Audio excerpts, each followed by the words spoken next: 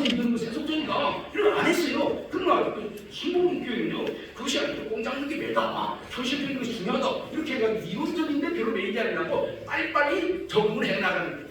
제가 이런 일이 매우 조심스럽습니다만은 배우기 목사님이 그렇게 큰 일을 할 수 있었던 것은요, 제가 생각할 때는 신학을 많이 공부하지 않았기 때문에 그렇다 했습니다. 신학을 많이 공부했으면 자기 나름대로 카테고리가 있어요. 또 교단에 여러 가지 기능이 있습니다. 그런데 순복음교회는 신세교단이기 때문에 교단에 기능이 없어요. 그리고 가서 미국에서 목회하다가 보면은 배우는 족족 가서 이거 적응할 수 있는 거예요. 매우 중요한 것입니다. 바른 공부를 많이 하면 그것이 좋은 방향으로 나가지만은 잘못된 공부를 너무 많이 하면 공부 안 하지만 못하는 거예요. 제가 생각하는 조영기 목사님은 오히려 그런 전통적인 신학을 많이 하지 않았기 때문에 오히려 자유롭고 또 신생교단이기 때문에 자유롭고 그래서 그가 원하는 대로 새로운 일을 한 것입니다. 예를 들어서 한 가지만 예를 들어볼까요? 저번에 여의도 순복음교회가 저렇게 큰 교회가 될 수 있는 것은요, 본당에서만 예배를 드리지 않냐고 바깥에서 스크린 놓고 예배를 드리기 때문에 신자들이 많이 모이는 것입니다.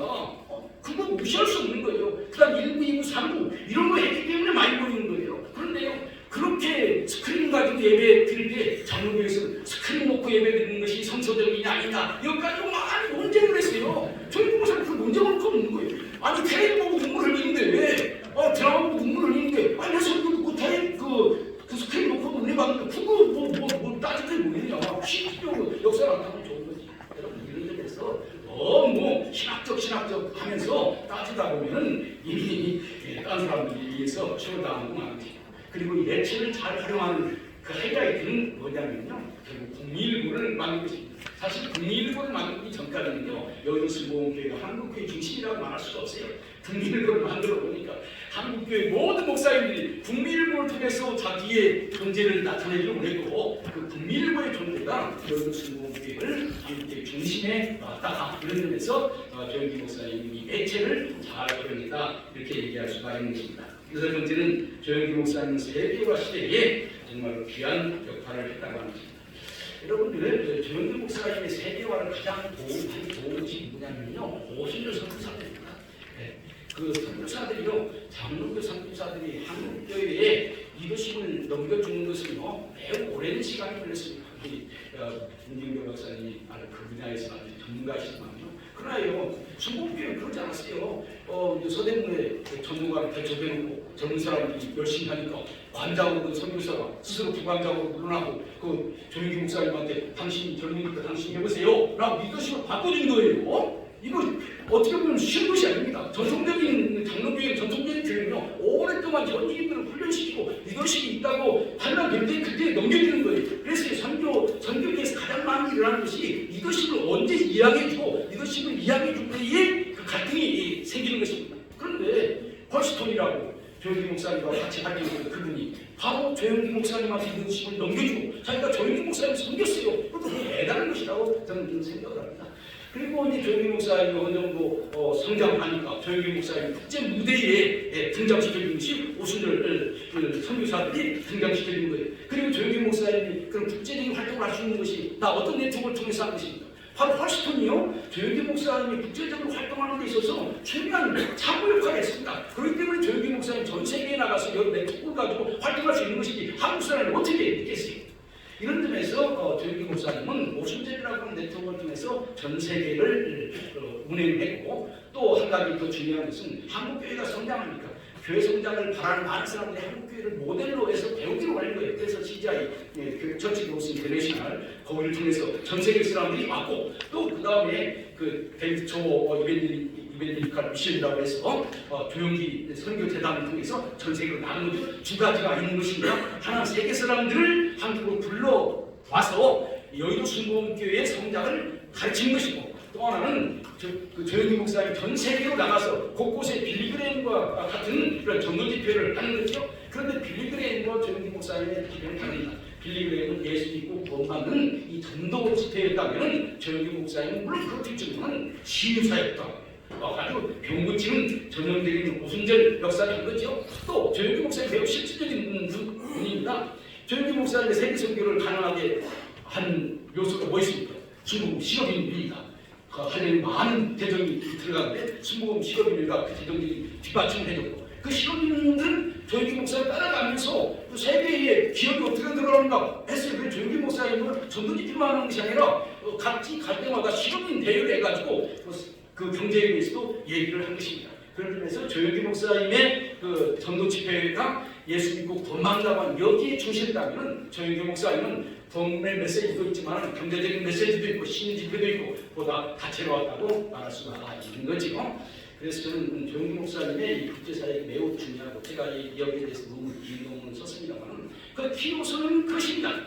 우리 어려운 나라에 가서 한국이 어떻게 이런 나라가 되는가, 그러니까 예수 믿는 한국이 얼마큼 발전했는가 이것을 전하는 것이 주 핵심 내용이죠. 지금 어떤 면에서는 세계가 지금 알고 싶어하는 것이 그거 아닙니까? 한국이 세계에서 가장 어려운 나라였는데 지금 자선 나라가 어떻게 되는가 이것을 세계 사람들은 믿고 있는가 하겠어요? 조영기 목사님 일찍이 전 세계로 돌아다니면서 그 메시지를 전한 거예요. 그래서 요즘 K컬처 K팝 많이 얘기합니다만 저는 조영기 목사님을 중심으로 하는 K미션 이것도 우리가 중요하게 따져야 된다 이런 생각을 합니다.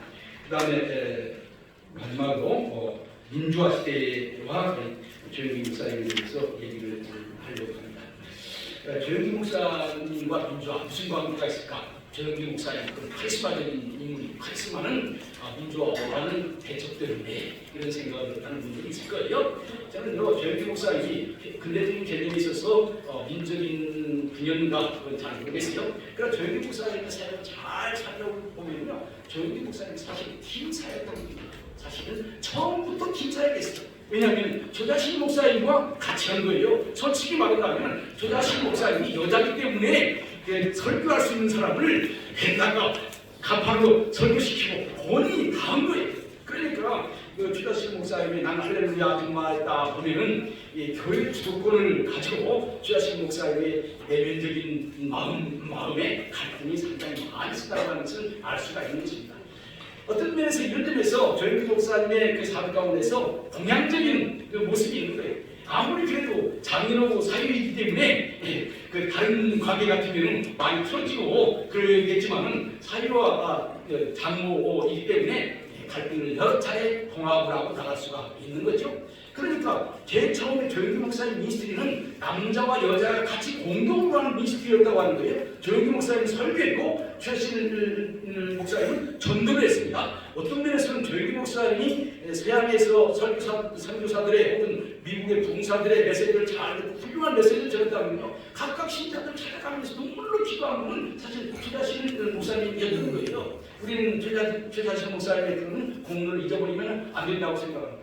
그 다음에 아까 얘기한 것처럼 선교사와의 파트너십도 매우 중요한 것입니다. 조영기 목사님의 국제적인 사역은 선교사들과의 파트너십이 아니라면 가능하지 않아요. 많은 결단을 선교사와 갈등을 겪습니다. 그래서 선교사와 싸우고 헤어지고 이런 것들이 많은데 선교사가 훌륭해서 그런지 조영기 목사님 훌륭해서 그런지 아마 둘 다 훌륭해서 그런지 모르지만요, 잘 조화해서 나갔다고 하는 것도 좋은 것입니다. 또 한 가지는 조영기 목사님이 평신도를 잘 발견했습니다. 여러분들 여의도로 어떻게 여의도 신봉교회가 옮겨가는 거 잘 아시죠? 차일석 장로님과 파트너가 돼가지고 차일석 장로님이 행정을 맡았고 조영기 목사님 말씀을 전했고, 그렇기 때문에 어떻게 보면 신방은 최자신 목사님, 설교는 조영기 목사님, 그 다음 행정은 차일석 장로님, 그 다음 국제화는 선교사님, 이런 팀워크가 이루어졌다고 하는 거, 이거 매우 중요한 것이라고 생각합니다.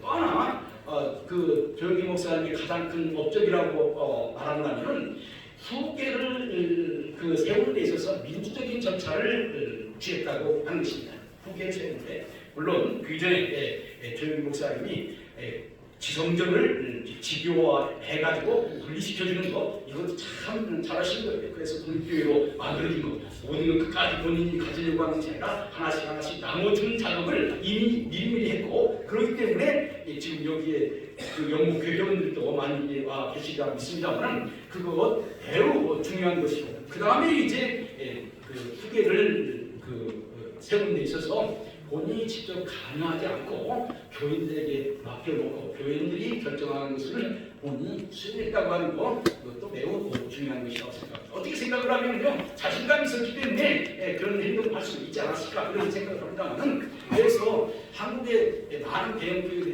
후계자 선정하는 데 있어서 많은 갈등을 겪고 어려움을 겪는데 제가 볼 때는요, 여기 순복음교회는 이 후계자 계승에 있어서 성공했다. 저는 또 이용우 목사님을 참 훌륭하다고 생각을 합니다. 제가 이용우 목사님의 글을 보면은 조영기 목사님을 영적인 아버지, 영적인 스승, 자기는 조영기 목사님의 전통을 잘 계승해 나가겠다고 하는 그런 다짐을 곳곳에서 많이 하고 있는 것을 우리는 볼 수가 있습니다. 이런 측면에서 조영기 목사님은 교인들에게 유인해서 부임을 선택했고 부임은 또 조영기 목사님을 잘 계승해서 발전시키려고 했다. 이런 점에서 조영기 목사님이 큰 일을 했다. 이런 생각을 합니다. 제가 조영기 목사님의 삶 전체를 몇 가지 나눠서 설명했습니다. 결론적으로 얘기한다면 해방 이후 한국교회의 가장 중요한 일은 오순절 운동의 등장이고 이 오순절 운동의 등장에는 조영기 목사님이 결정적인 역할을 했다. 그리고 여기에는 신학적인 요소도 있지만 여러 가지 다른 요소도 같이 있었다. 도시화의 문제, 산업화의 문제, 대체의 문제, 세계화의 문제, 민주화의 문제 이런 여러 가지 요소들이 같이 있었다. 그래서 조영기 목사님을 볼 때는 단지 그 설교만 보지 말고 그 삶 전체를 볼 필요가 있다. 이렇게 저는 생각합니다. 이것으로 제 얘기를 마치도록 하겠습니다.